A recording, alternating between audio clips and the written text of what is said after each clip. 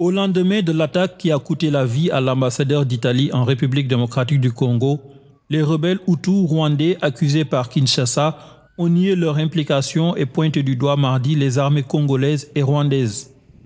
Luca Atanasio, 43 ans, est décédé après avoir été blessé par balle lorsque le convoi du Programme alimentaire mondial dans lequel il circulait a été pris dans une embuscade dans la province du Nord Kivu, près de la frontière avec le Rwanda.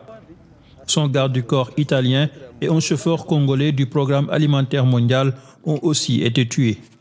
Les corps du diplomate italien et de son garde du corps ont été embarqués à bord d'un avion de l'armée de l'air italienne à l'aéroport de Goma pour être rapatriés vers Kinshasa.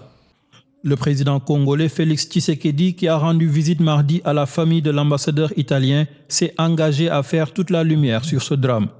Félix Tshisekedi a demandé une enquête pour que les auteurs de l'attaque soient identifiés et traduits devant la justice. Maintenant, encore plus, je vais m'impliquer davantage, plus encore que ce que je faisais. Donc ne vous en faites pas. C'est ma priorité. Dans la capitale, Kinshasa, les habitants sont sous le choc après l'annonce de la mort de l'ambassadeur d'Italie.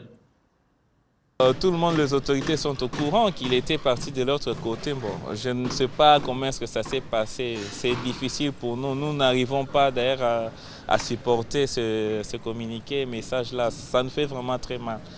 Le savoir qu'il est quelqu'un bien et puis très jeune, mourir à cette circonstance-là, c'est vraiment difficile et choquant pour nous. Très surpris. Nous demandons comment il s'est retrouvé dans cette zone insécurisée comme ça.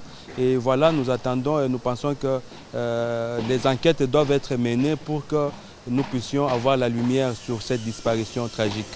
L'attaque contre le convoi du PAM a eu lieu sur le territoire de Nyarangongo, au nord de Goma, chef-lieu de la province du Nord Kivu, en proie à la violence de dizaines de groupes armés depuis plus de 25 ans.